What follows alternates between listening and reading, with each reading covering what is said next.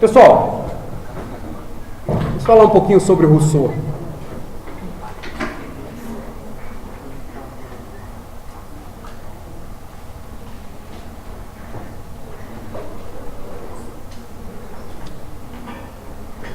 Jean-Jacques Rousseau.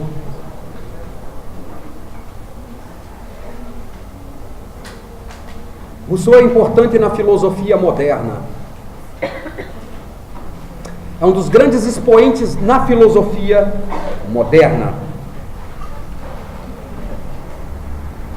Quando eu digo que Rousseau é um dos grandes expoentes da filosofia moderna, isso significa dizer que o Rousseau, ele influenciou toda uma geração a partir dele.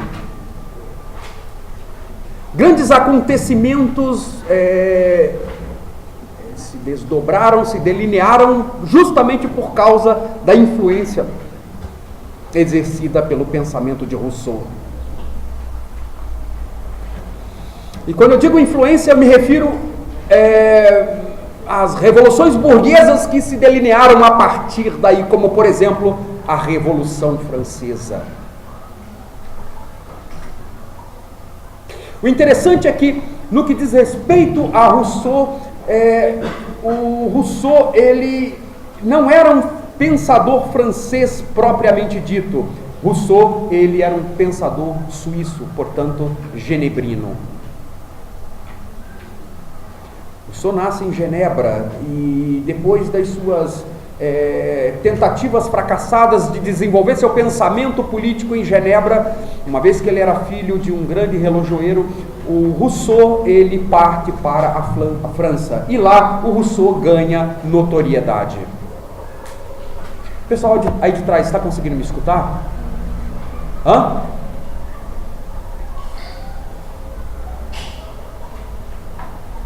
No que diz respeito ao contexto de Rousseau, foi bastante turbulento. Por quê? Porque foi um contexto que precedeu a Revolução Francesa.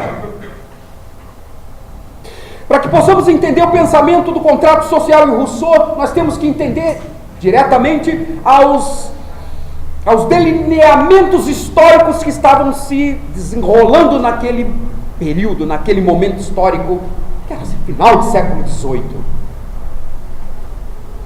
A grande questão é que a burguesia insaciável havia suplantado as classes mais baixas. Se por um lado a burguesia favorecia a dinastia dos Bourbon, que é a dinastia dos Luís, os 14, 15 e 16, por outro lado a contrapartida era no aspecto de que a burguesia, a dinastia dos Bourbons, ou os reis, na época os Luíses, eles acarretaram em grande número, ou seja, uma soma vultuosa de impostos sobre a classe trabalhadora, sobre os pobres. Em contrapartida, a burguesia, ela foi aliviada em certos aspectos. A questão é que, graças a essa carga tributária fudida que o rei havia taxado sobre as classes sociais mais baixas, ele taxou por quê? Porque alguém tinha que sustentar todo aquele luxo.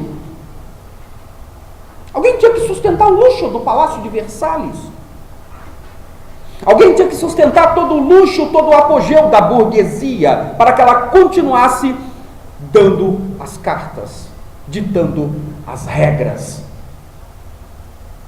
A questão é que havia o chamado direito divino de governar nessa época, e a dinastia dos Bourbons estavam apoiados nessa ideia de direito divino de governar. Essa ideia de direito divino de governar, ela está calcada onde? Nas Sagradas Escrituras. Por exemplo, Romanos capítulo 13. Diz Paulo em Romanos capítulo 13, acerca da autoridade, é isso que ele vai trabalhar no contexto. Toda autoridade provém de Deus. Se toda autoridade provém de Deus, o rei é uma autoridade, logo a autoridade emanada ou delegada ao rei é uma autoridade emanada de Deus. Daí a ideia de direito divino de governar. O interessante é que essa ideia de direito divino de governar, ela foi formulada por Baudin e Bossuet, que foram os dois grandes teóricos do direito divino de governar. E tudo isso essa ideia, esse pensamento permeou todo o imaginário político da época de Rousseau e da época de Hobbes. E não é à toa que o rei na França se autoproclamou acima das instituições, quando ele diz em alto e bom som, l'état c'est moi, ou seja, o Estado sou eu. Eu estou acima do legislativo, do executivo e do judiciário, ou seja, eu estou acima de todas as instituições. Por quê? Porque as instituições são humanas. O meu poder é divino.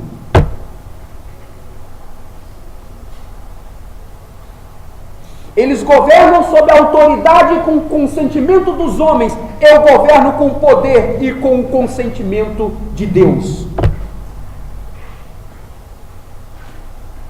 E Rousseau está vivendo dentro desse imaginário. Rousseau ele está vislumbrando tudo aquilo que está acontecendo naquele momento histórico, ou seja, tudo isso provocado por quem? Grande parte, primeiro, pela coroa francesa, segundo, pela burguesia, apoiado no quê? No Estado liberal. Tanto a burguesia quanto o rei, ou seja, tanto a burguesia quanto a coroa, eles olhavam para as leis. O rei estava acima das leis, mas embora está acima das leis, no que diz respeito à sua ação, ele olhava para as leis. O interessante é que essas leis, elas produziram um contrato, ou produzia, segundo Rousseau, um contrato podre. Essa é a expressão que ele vai usar, podre. Essa é a finalidade das leis. Sob aquele regime, sob aquela batuta, sob aquela tutela, produzir um contrato podre. Por que um contrato podre? Porque esse contrato podre, ele visava salvaguardar apenas e tão somente, segundo Rousseau, apenas e tão somente os direitos da burguesia.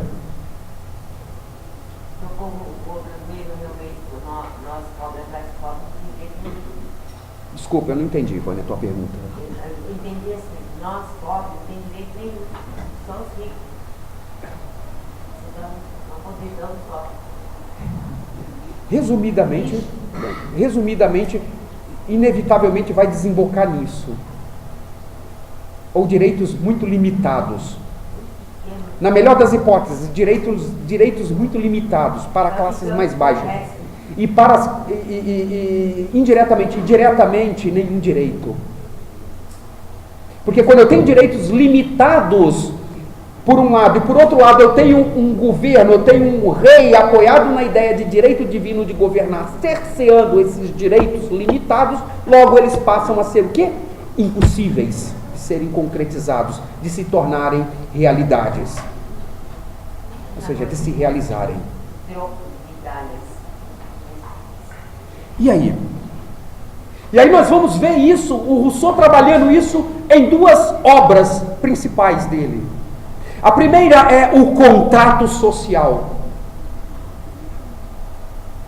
Primeira obra, o contrato social. A segunda obra, os fundamentos acerca da origem da desigualdade entre os homens. O interessante é que Rousseau, na qualidade de contractualista, quando ele fala dessa ideia de contrato social, o Rousseau, ele parte do quê? Da ideia de estado de natureza.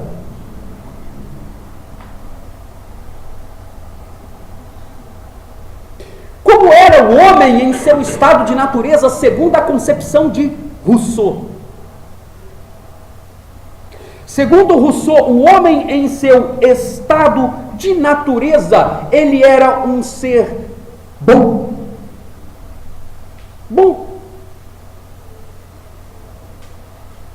E era justamente essa ideia de ser bom, de ser enquanto bom, que dará fundamento ao pensamento de Rousseau enquanto romantismo.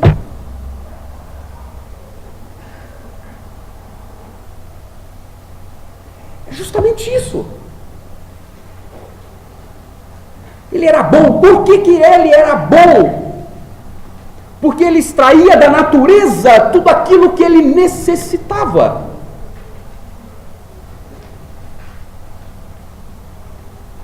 Ele extraía da natureza tudo aquilo que ele necessitava, tanto para o seu sustento, quanto para o sustento da sua família.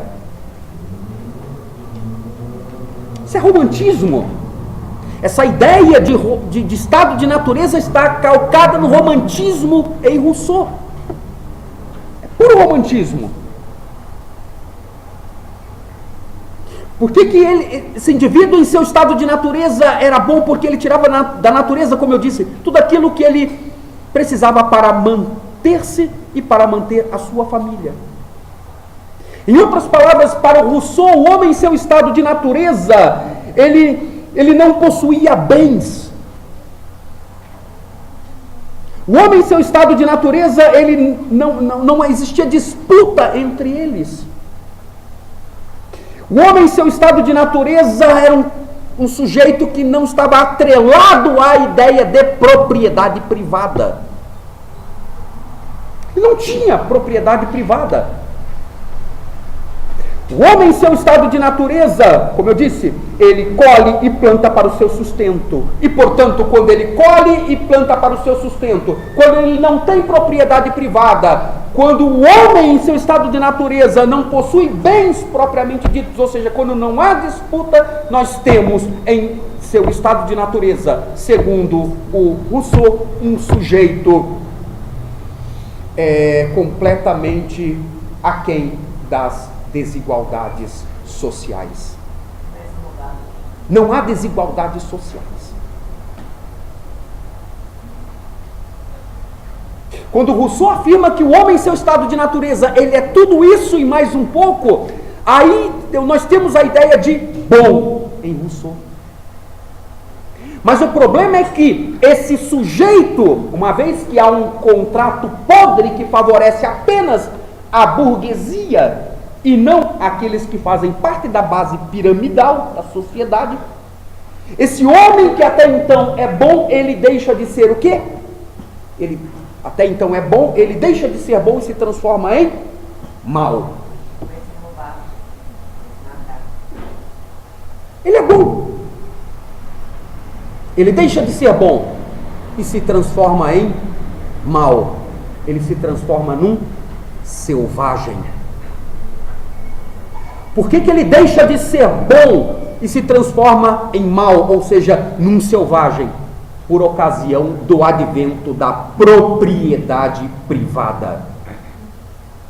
Da propriedade privada.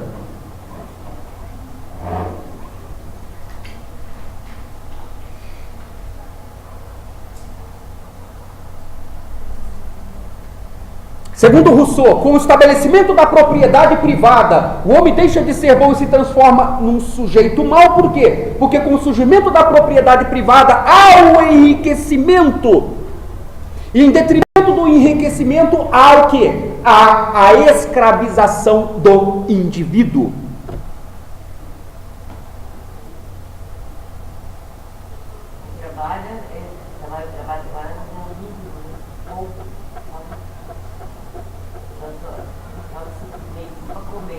Quando o indivíduo chega num determinado lugar e finca uma estaca aqui, outra lá e acolá e diz, a partir daí, isto agora é meu. Segundo Rousseau, é aí que está a base de toda a merda. Aquele homem que até então não conhecia a desigualdade, ele não conhecia a ideia de bens, ele passa a conhecer a partir de agora. Por quê? Porque ele passa a ser escravizado. Com o estabelecimento da propriedade privada, ele consegue perceber que um tem mais que o outro. Ele consegue perceber que o burguês tem mais do que ele. E que mesmo ele trabalhando exaustivamente, incansavelmente, por toda a sua vida, ele nunca chegará a ter o que o outro tem.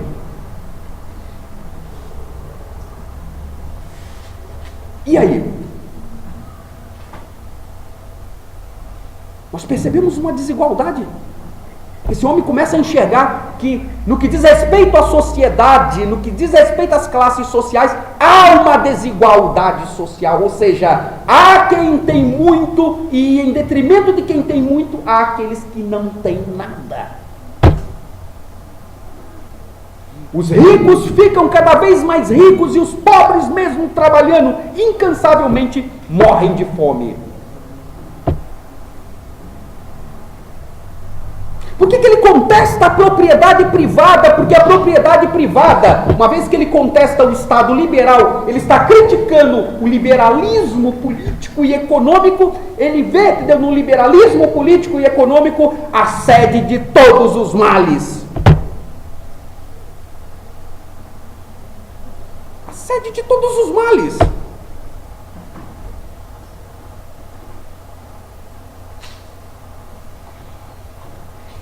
Há uma solução para a sociedade corrompida?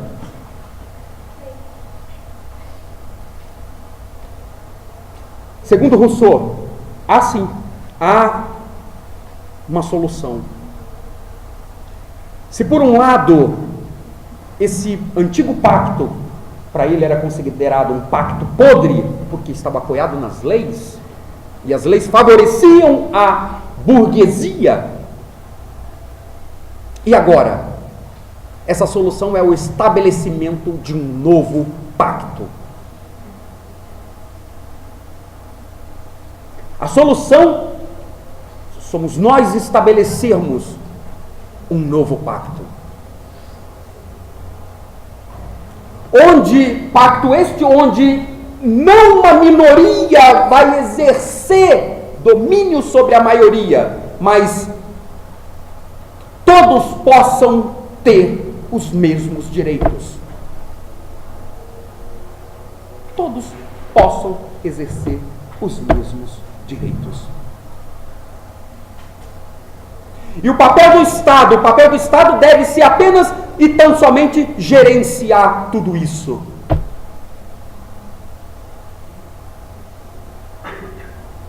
O Rousseau fala desse novo pacto a partir de algumas categorias, de algumas características.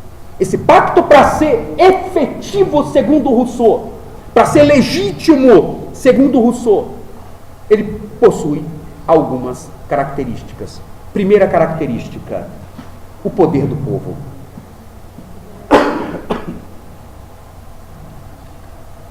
Segundo Rousseau, o poder deve pertencer ao povo e não a um soberano.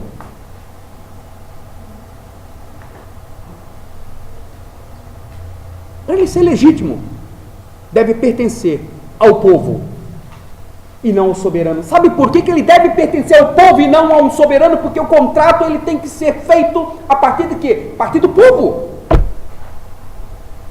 É através do povo. É o povo que tem que fazer esse contrato. Se o povo é soberano sobre esse contrato, logo esse povo deve ser soberano sobre o soberano, sobre as ações do soberano.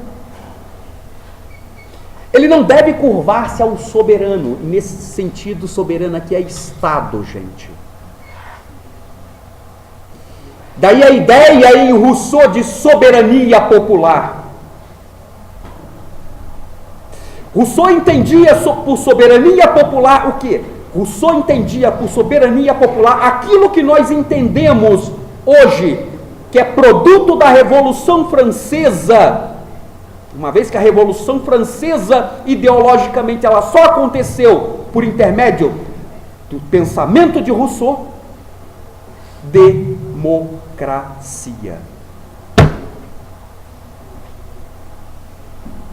O contrato deve emanar do povo e para o povo.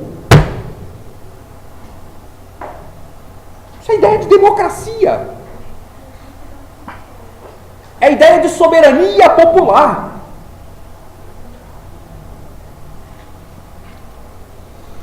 Por outro lado, o contrato, ele também visa o quê? Salvaguardar a ideia de governo executivo. O que seria esse governo executivo?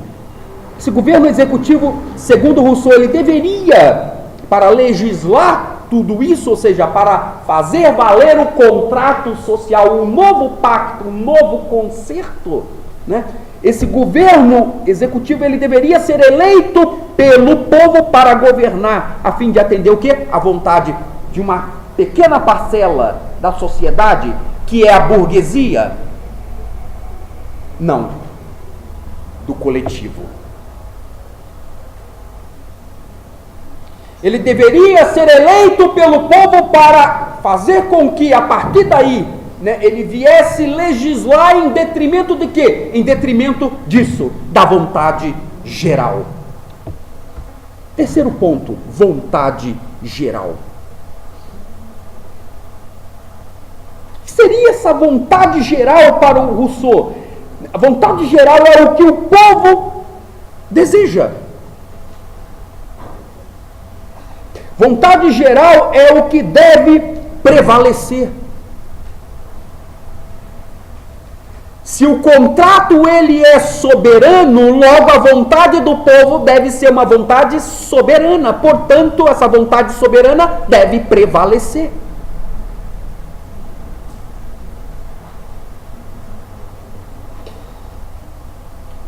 O contrato garante a legitimidade do Estado. Quando ele não atinge, quando ele não reproduz a vontade coletiva, ou seja, quando o executivo não reproduz a vontade coletiva, ele perde o quê? Segundo Rousseau, ele perde a sua legitimidade, ou seja, ele perde a sua razão de ser.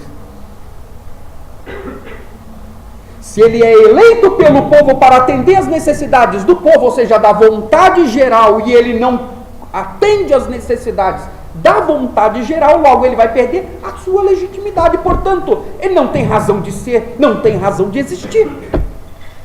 Se ele existe com essa finalidade e não está cumprindo com essa finalidade, não há razão dele existir.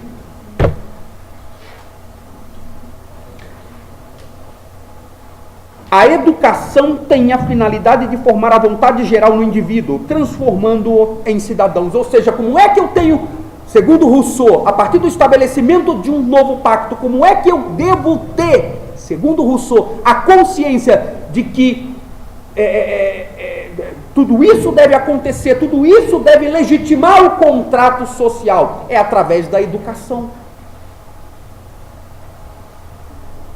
Em outras palavras, é a educação que tem como finalidade dizer quais são os meus direitos e os meus deveres, uma vez que eu, enquanto participante dessa vontade geral, enquanto cidadão que fez um contrato social, né, uma vez enquanto cidadão, eu possa ter consciência disso.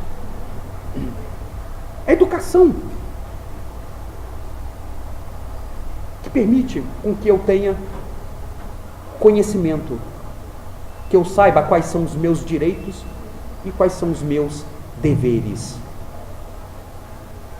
Uma vez estabelecido um novo pacto, um novo contrato.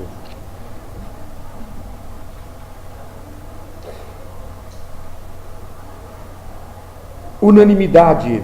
Outro ponto, só pode estabelecer um novo contrato social se a coletividade aceitar os termos, ou seja, as cláusulas deste contrato. Todos. Por isso que é chamado contrato social, porque não apenas alguns indivíduos que devem estabelecer esse contrato, mas a sociedade como um todo, ou seja, unanimemente, ou seja, a sociedade na sua unanimidade.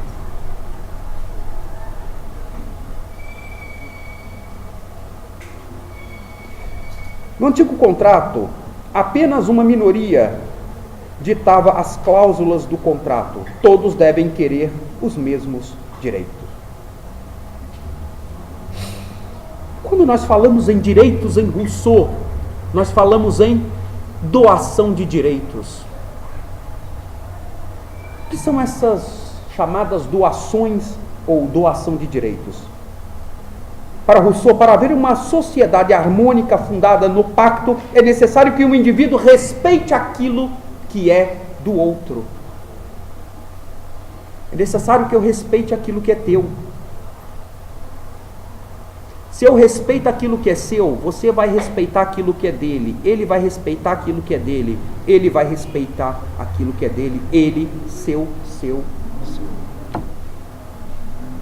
Mas ao mesmo tempo que eu tenho que respeitar aquilo que é seu, você, o que é dele, ele, o que é dele, vírgula, etc, etc, etc. Segundo Rousseau, eu tenho que doar uma parte daquilo que é meu para você, para você, para você, para você.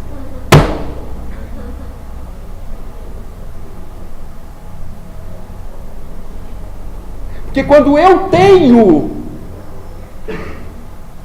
propriedade e você não, eu respeito aquilo que você tem, ainda que seja pouco.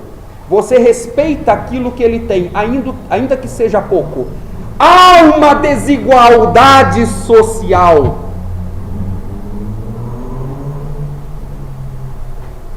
Havendo desigualdade social, não pode existir justiça social. Não havendo justiça social, não há o bem comum. Mas para que haja justiça social, para que haja o bem comum, ou seja, para que não haja desigualdade, eu que tenho muito, tenho que dar um pouco daquilo que é meu para você que não tem nada. Para que haja um equilíbrio social.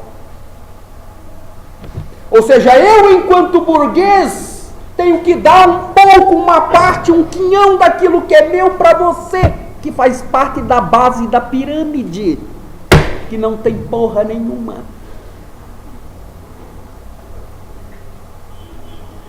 Somente através dessa doação de direitos é que pode existir o quê?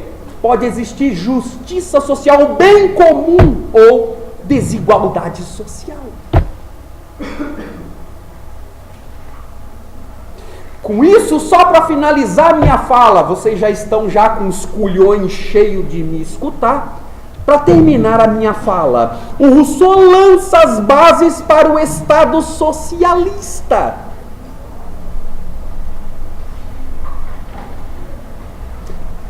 É ele quem vai lançar, a partir da crítica que ele vai fazer à propriedade privada e essa doação de direitos, é ele quem lança a ideia de Estado socialista. Estado socialista este que mais tarde será ressignificado, será remodelado por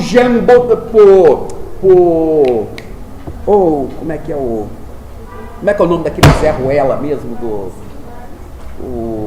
Saint-Simon, o nome daquele Paulo popular, Saint-Simon, que é o socialismo utópico francês. Ele influencia esses caras, a gênese do socialismo utópico francês.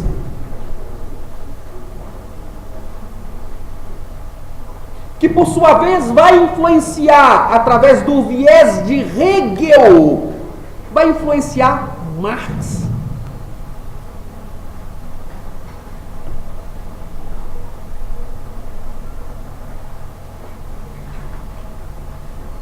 A crítica que Marx faz à propriedade privada está fundamentada na crítica que Rousseau faz à propriedade privada.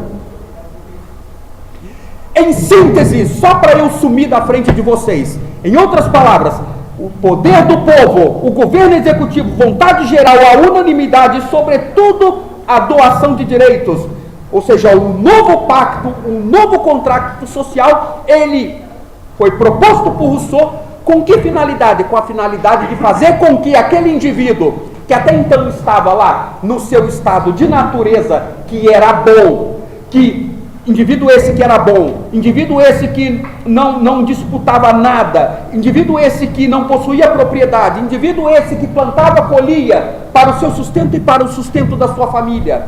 A finalidade desse pacto é fazer com que o indivíduo retornasse a esse estado de natureza, esse estado original que é bom.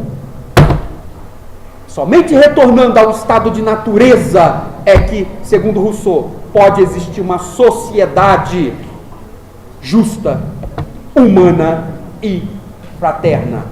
Lemas estes defendidos pela Revolução Francesa, e à guisa da Revolução Francesa, a Carta de Direitos dos Homens e dos Cidadãos. Pergunta, gente. Pessoal, isso cai no vestibular, gente.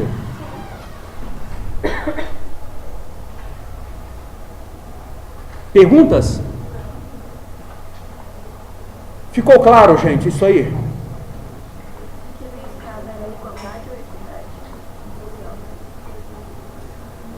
Tudo. Você falou que tem que ter unanimidade. O que acontece se não tem? Não, há um contrato. Para existir contrato tem que existir tudo isso, unanimidade. Todos os indivíduos fazem parte da sociedade, todos os cidadãos têm que firmar um contrato. Porque se apenas uma minoria firma um contrato, aí não há um novo contrato. Aí continua o mesmo contrato podre. Professor, mas quando ele gera essa ideia de socialismo, ele acaba derrotando, ele por si só já acaba mostrando que a democracia é falha. O contrato, como o senhor tinha falado,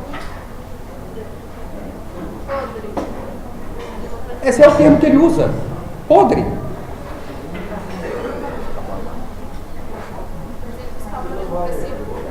Oi? Sim, mas da ideia de soberania popular, né? A ideia de soberania popular.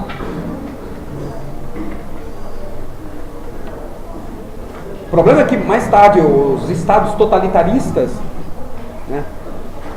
União Soviética, fascismo na Itália e o nazismo na Alemanha, eles criticam a propriedade privada, mas eles só se apoderam dessa crítica que Rousseau faz. A propriedade privada, mas e aí? E a ideia de soberania popular? O Estado totalitarista repudia essa ideia de soberania popular. Por quê? Porque se aceitasse a ideia de soberania popular, não seria Estado totalitarista.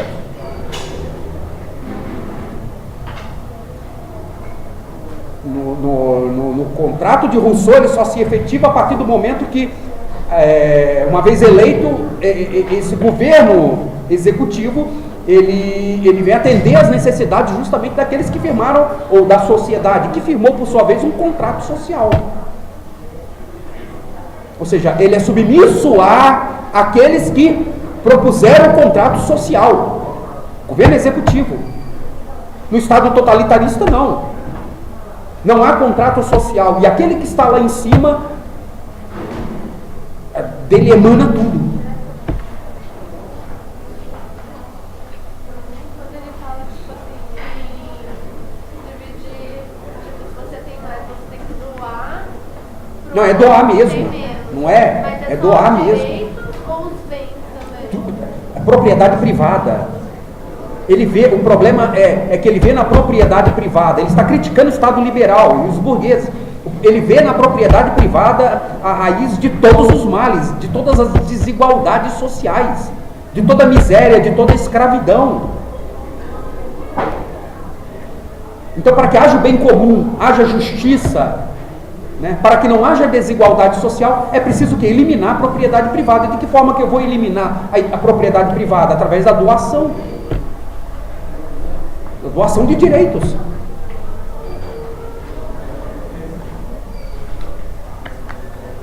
Ou seja, eu que não produzo porra nenhuma, Eu tenho direito àquilo que você produziu e que trabalhou para isso. Essa é a proposta do Estado socialista, gente. Socialismo. Engraçado que a esquerda é contra a propriedade privada. Né? Engraçado que a mesma esquerda que é contra a propriedade privada, na teoria, na prática, né, você vê os caras morando em condomínios fechados. E propriedade privada nós entendemos que é tudo aquilo que diz respeito ao indivíduo em si, propriamente dito. Ou seja, propriedade privada são bens móveis e imóveis. É tudo aquilo que não é público, tudo aquilo que não é público é privado. O meu carro é privado, é uma propriedade privada. A minha casa é propriedade privada. Os meus apartamentos são propriedades privadas. São bens móveis e imóveis. Então elimina. Eu que tenho 4 ou 5, deixo de ter 4 ou 5. Tenho um só. E os outros 3? Me fudi tanto para comprar. Me fudi tanto para poder acumular isso. Segundo Rousseau, eu tenho que dar para você um. Que não fez porra nenhuma. Que não moveu uma palha. Isso desanima quem trabalha. Por quê? Porque quem trabalha fica, porra, meu, para que eu vou trabalhar? Se aquele que não trabalhou tem a mesma coisa que eu. Está no mesmo nível que eu. Eu não posso dar igual aos desiguais. Isso é Aristóteles.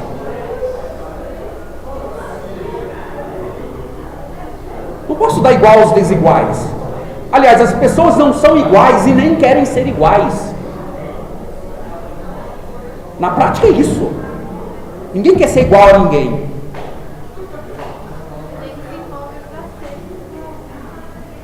Agora, não seria justo eu que trabalhei tanto, né, e tive e tenho o que tenho, né, ceder parte daquilo que eu tenho para você que nunca moveu uma palha para sair da sua mesma mesmice, da sua letargia.